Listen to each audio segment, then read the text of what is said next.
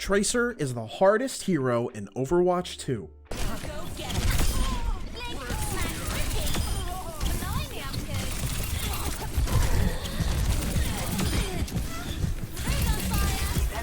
Tracer was recently nerfed in a hotfix patch, which reduced her damage to 5.5, down from 6. Many people might shy away from picking her now because of this, but I still believe her to be one of the best DPS picks in the game. And while she may still be good, she is by no means easy when it comes to getting value. Her glass cannon playstyle gives her one of the highest skill ceilings in all of Overwatch.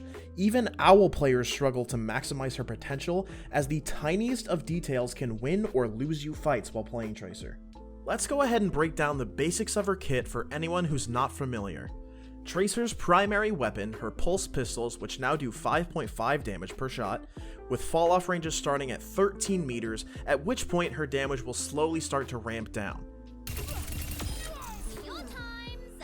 With the limited HP of 150, she is tied for the lowest health pool in the game alongside Baby D.Va.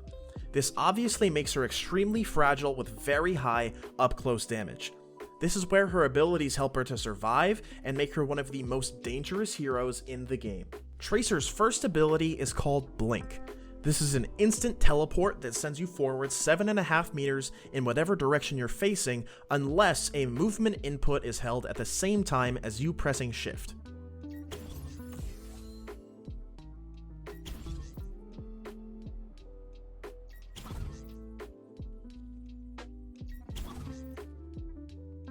You have 3 blinks in total, all on the same shared cooldown. This is your main form of mobility along with your main form of survivability. Blink management will 100% win and lose you fights, but we'll talk about that more in depth after we finish talking about her base kit. Tracer's second ability is called Recall.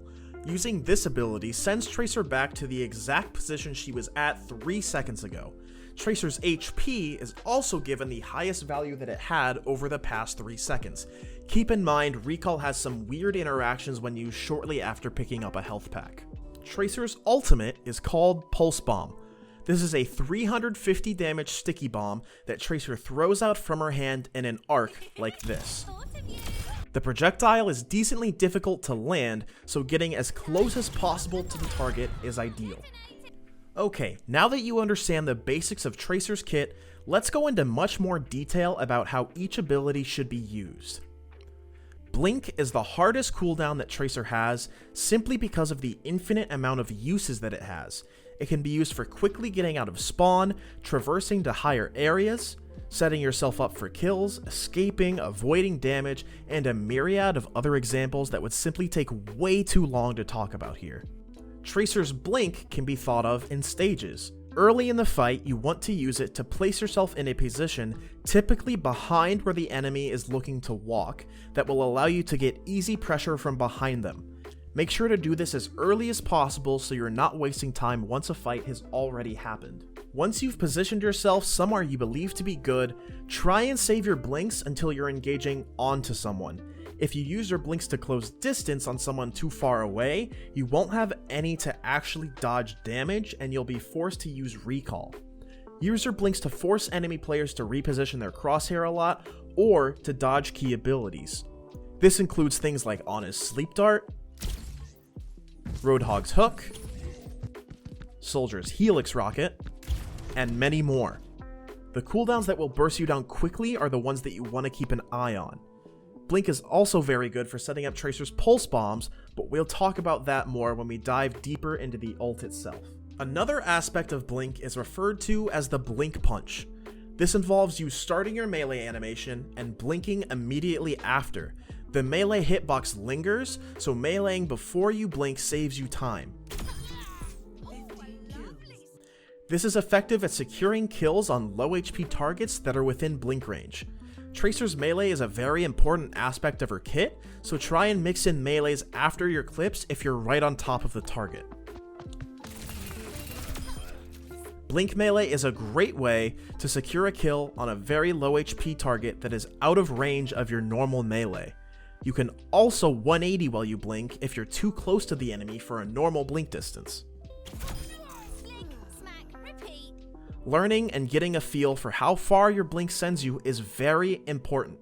Load up a custom game and just mess around with Tracer's blink and see how far it can get you and all the different places it can get you. There are tons of unique spots and angles that can give you access to high ground a lot quicker than just walking.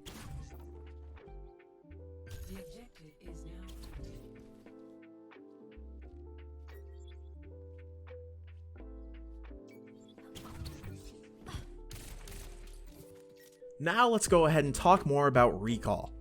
Recall is your get out of jail free card that will allow you to go for much riskier plays or save yourself from the eventual critical hits or high damage abilities that you'll be hit by while dueling people. Recall is a very important tool and you want to make sure you're not going aggressive onto anyone without it. If you find yourself in a situation where you've messed up and gone in without Recall, you either have to leave with all of your blinks or kill the target before they can kill you. Recall is a decently long cooldown with lots of uses and applications, so just make sure you're using it efficiently. It's also a very important tool when looking for Pulse Bomb, which we'll go ahead and talk more about right now. Pulse Bomb is the cheapest ultimate in the game besides D.Va's Mech Call. This means you'll be getting it quite often. It is also one of the hardest ultimates in the game to get consistent value out of. Whenever you have Pulse Bomb, you can look to be hyper aggressive and sometimes just triple blink across the map onto a target and look for a stick. Make sure you have Recall when you do this though, because it's very risky. Another little tech that you can do with Pulse Bomb is very similar to the Blink Punch. If you press your Alt button and blink right after, because of Pulse Bomb's short cast time, the bomb will be thrown at the end of your blink. You can use this if you find yourself in situations where you want to stick someone and they happen to be a blink distance away. You can also 180 and attempt to hit the stick using this same method if you're too close for a normal blink. Quick tip for Tracer. Bind your ultimate to either shift or right click depending on what you use to blink. For example, if you use right click to blink, use shift for Pulse Bomb and vice versa. This allows for much quicker release of a Pulse Bomb and much easier timing on Blink Pulse. Now that you have a somewhat deeper understanding of Tracer's kit and how to play her, let's talk about one of the most important things when it comes to Tracer, the matchups. Here is a tier list I made of what I believe to be the easiest and hardest heroes to kill in the game.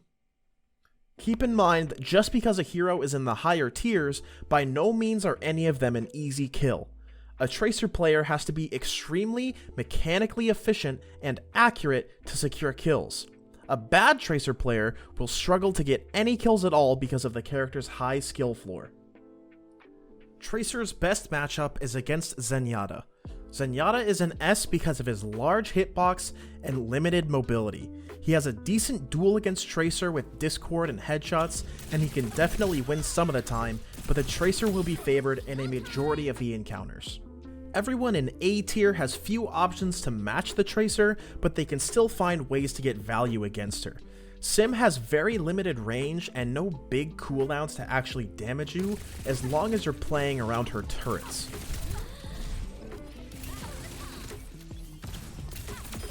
Widow has her Venom Mine, which can catch a Tracer off guard if they're not paying attention. Baptiste doesn't have many options against a Tracer besides just out-damaging her, but his lamp is a very good tool against Pulse Bomb. Keep in mind, even if he does lamp the Pulse Bomb, everyone who is inside of it will be 1 HP after the lamp breaks, and a pretty easy kill unless they have some big healing cooldowns. Everyone in B tier is what I consider to be an even or close to even matchup for Tracer. Mercy is one of the exceptions in this category. Tracer is very good at pressuring her and chasing her by being able to match Mercy's mobility. You might not be able to kill her every time, but constantly putting damage into her will stop her passive healing from activating. Most of the time, the rest of these matchups will simply involve the better player winning, which is why it's so important to work on your mechanics and your cooldown usage. Let's talk about some of them a little bit anyway. Obviously, Roadhog has his hook, which will kill a Tracer almost every single time. But if he misses, there's an 8-second period where the Tracer is free to put in tons of damage onto him and the rest of his team. Ana's sleep dart, like we talked about before, is very hard to hit on Tracer, but if it is landed, the Tracer is almost guaranteed dead. She was also recently given 75 damage on her shots, which means she can now two-shot Tracer. Tracer can pretty much beat any hero in the game if you're skilled enough at her, but there will also be times when you lose a 1v1, which you probably shouldn't. That will happen plenty of times, but don't let it get you down. She is incredibly hard to master. It will take hours and hours of playtime to even start getting somewhat comfortable with her, and even then you have a ton to work on. Let's go ahead and talk about some of the heroes in the C tier. D.Va is really strong at forcing you out, and with her high armor pool, it's really hard to do a decent amount of damage to her. She also has the potential to eat your pulse bomb, so there's a lot to be wary of when going against a D.Va.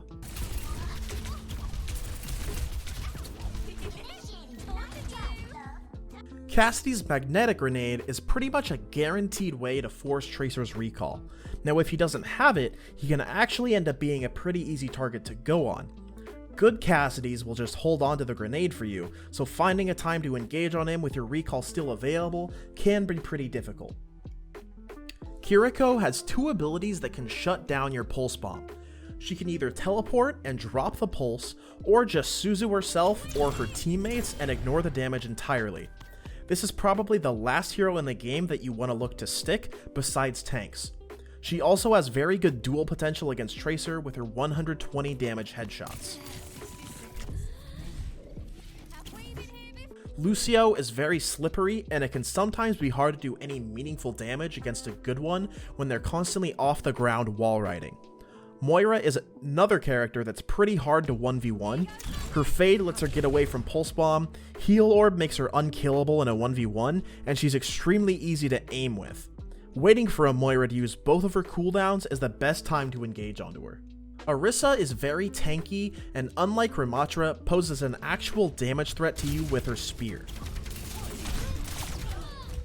Ryan, Winston, and Sigma are all in the same category of being good at closer ranges, and can therefore be difficult to deal decent damage to with their high armor pools.